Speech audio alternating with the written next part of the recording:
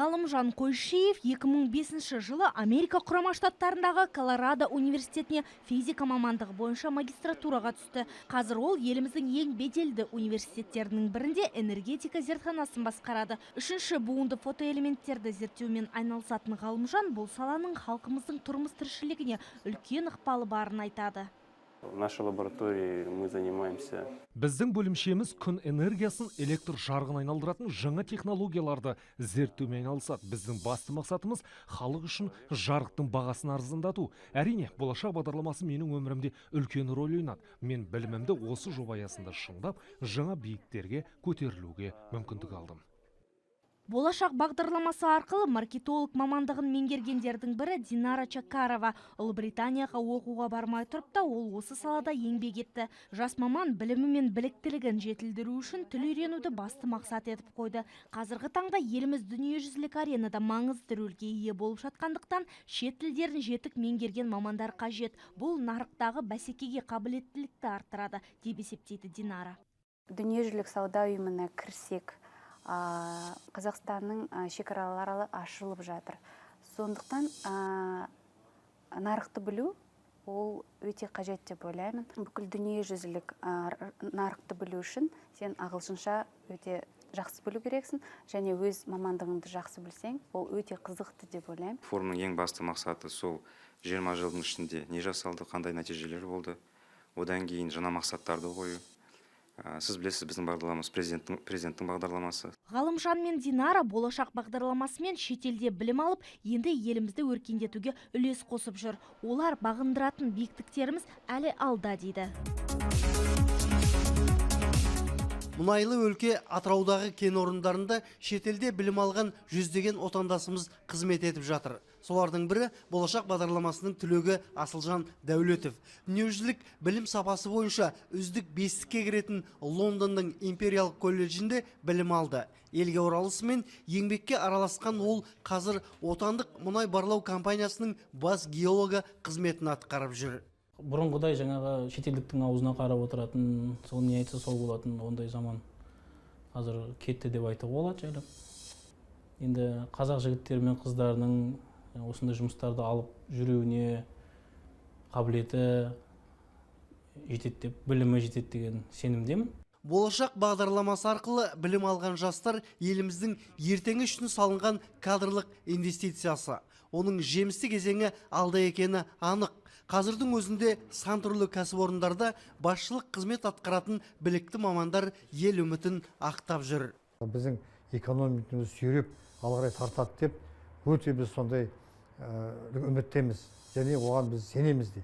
Осы жаңағы болашақта оқыған сондай тәжірибелі жігіттер келіп, балдар жігіттер келіп, қазір соны басқарып алып кетеді деген біздің еліміздің болашағы бар екені нақты түсінікті.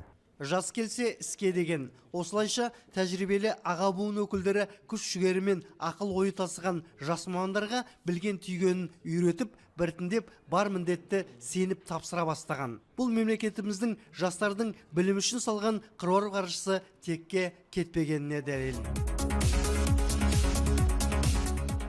Астанадағы номер 59-ші мектеп лицейінде ашық есік күндері өтті. Шараның басты мақсаты мектеп ұжымы бірнеше жылдық іс тәжірибелері және оқу жүйесімен бөлісіп көрсету, сонымен қатар пікірталас ұйымдастыру. Физика және математика бағытында жұмыс істеп келе жатқан номер 59-ші мектеп жаңа ғылыми тәжірибе кабинеттерін ашып, шеберлік сыныптарын өткізді. Ашық есік күніне қалалық білім бөлімі, мектеп директорлары, ата-аналар мен қоғамдық ұйымдардың өкілдері қатысты. Қала бойынша жиналған мұғалімдер мен мектеп директорлары оқу тәсілі ғана емес, тәрбие мәселесінде көтерді. Бүгінгі таңда Астана қаласы бойынша 79 мектеп жұмыс істейді. Білім басқармасы қала бойынша әр мектепте апта сайынғы ашық есік күндерін білім сапасын көтеру мақсатында ұйымдастырып келеді. Биылғы жылы 59-ші мектеп лицейінде өзін-өзі тану бағыты бойынша рухани адамгершілік білім бойынша үлкен пилоттық проект басталды. Сондықтан біздің барлық білім саласы менен тәрбие саласында осы бағытта үлкен жұмыс жүргізіліп жатыр. Сол жұмысты көрсете отырып, барлық осы басшылар мектептің бүгінгі біздің жұмысымызды айқындап, өздерінің пікірлерін білдіреді. Ғаламтор желісінде кеңінен қолданылатын оптикалық талшықты кабель бұған дейін Қазақстанға тек шет мемлекеттерден жеткізіліп келген еді. Қазір өнімнің бұл түрі Саран қаласындағы телекоммуникация және электротехника бұйымдарын шығаратын отандық кәсіпорында өндіріледі. Бұл әзірге оптикалық талшықты кабель шығаратын Қазақстандағы жалғыз кәсіпорын. Сондықтан оның өніміне деген сұраныс та аса жоғары. Жақында мұнда жаңа желі іске қосылмақ. У нас на предприятии ведутся разработки. Кәсіпорын технологтары оптикалық талшықты кабельдің 10-ға жуық жаңа түрін ойлап тапты. Қазір оны өндіріске дендеп енгізудің жолдары қарастырылып жатыр. Өртке төзімді жанбайтын бұл кабельдер мұнай-газ саласында үлкен сұранысқа ие. Желтоқсан айында жаңа желіні іске қосып, алғашқы өнімді аламыз ба деп отырмыз. Бұдан өзге кәсіпорында өнімнің 1000-ға түрі жасалады. Қазір мұнда 6 цех, 30 желі тұрақты жұмыс істеп тұр. 850 адам еңбек етеді. Тәулігіне 100 шақырым оптикалық талшықты кабель шығарылады. Жылына шамамен 5 миллиард теңгенің өнімі өндіріледі. Бұл жерде оптикалық сымдар, жәшіктер, кабельді қорғайтын пластикалық құбырлар шығарылады. Соның барлығы алыс және жақын шетелдерге жіберіліп тұрады. Осында жұмыс істегенім 6 жыл болды. Жалақыны уақытылы беріп тұрады. Кәсіпорын шикізаттың жартысын Қытай мен Ресейден жеткізсе, қалғанын отандық зауыттардан сатып алады. Ал дайын өнімнің басым бөлігін ұлттық компаниялар тұтынады. Сондай-ақ Өзбекстанға экспортқа шығарылады. Қазір компания өндіріске тың технологияларды енгізіп, өнімнің жаңа түрлерін игеруге бел шеше кіріскен. Мәскеуде қазақ экс-либрисі көрмесі өтті. Ұлт дәстүрін ұлықтаған көрме Ресей астанасында алғаш рет өткізіліп отыр. Әлемде сирек кездесетін сұңғат өнері соңғы жылдары қазақтың ою өрнегімен толығып келеді. Экс-либрис латын тілінде кітап белгісі болып аударылады. Гравюра, литография түрінде жасалатын таңба белгі кітап мұқабасының ішкі бетіне жабыстырылады. Елімізде экс-либрис өнерін сақтап қалуға талпынып жүргендердің бірі Әнуар Өтеген Тана мен Мәрзия Жақсығарина. Қазақтың мәдениетін, өнерін, белгілі тұлғаларды, жалпы ұлттық тарихты шағын графикамен ұлықтаған қазақ суретшілерінің көрмесі ресейлік өнерсүйер қауымды қызықтырып, сурет сыншыларының оң бағасына ие болды. Сондай-ақ көрмеге қойылған туындылар Мәскеудегі шағын кітап және экс-либрис мұражай қорында сақталатын болады. Шетелде біздің жұмыстарымызды көргенде олар тек бізді танымай, біздің Қазақстанымызды, елімізді, біздің тарихымызды, мәдениетімізді біздің жұмыс арқылы білсін деп біз тырысамыз. Жәнібек Маханбеттің қол өнерге қызығушылығы 35 жасында оянған. Ағаш бетіне түрлі ою өрнекті ойып салудан бастаған оның алғашқы еңбегі үйінің төрінде тұрған мына жиһаздар. Отбасын құрып өз алдына отау тіккен соң шаңырағын безендіретін бар дүниені өзі жасапты. Шебердің тырнақ алып туындысы шағын сандық құрастырудан бастап бүгінде күрделі композицияларға ұласты. Бір шеге немесе желім пайдаланбастан бүтін ағашты жонып ұлттық нақыштағы кәдесыйлар жасауды жаны сүйеді.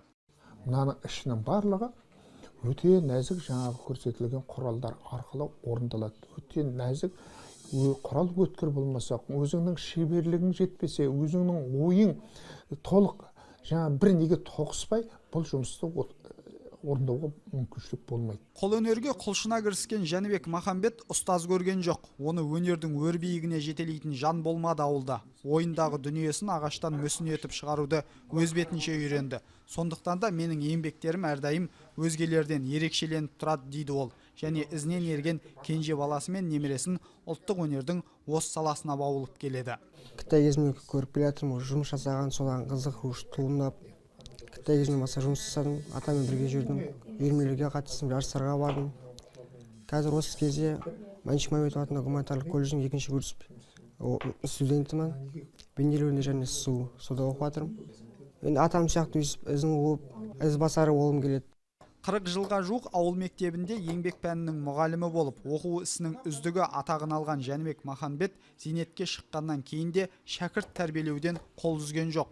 Бірақ биылдан бастап сол оқу ошағындағы балалар үйірмесі жабылып қалған. 3 жыл қатыстым, енді мектепте үйірме жабылды осы кезде. Қайттан осы үйірме ашылса дейміз енді. Осы өнерімізді қайтара жетілдіруге ағайды айтқан осы алдында. Сендер осы қатыссаңдар осы экспо 2017-ге дейін апаруға тырысамын деп.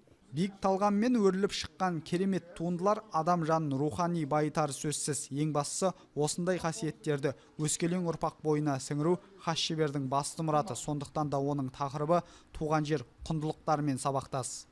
Осы жұмысты орындаудағы мақсатым осы сыр өңірінің, оның біздің мақтанышымыз, Қорқыт бабамыз, сонымен бірге мынау жаңағы ғарыш айлағы, осы екеуін мен бір жұмысыма қосып екеуін жаңағы көрерменге ұсынып отырмын. Бүгінгідей озық технологиялар дәуірінде ұлттық өнер тарихтың қойнауында қалып қоймай, үнемі дамыту қажет. Қолөнердің қадірін арттырып, құнын көтеру жолында тер төгіп жүрген Жәнібек Махамбеттің асыл арманы осы.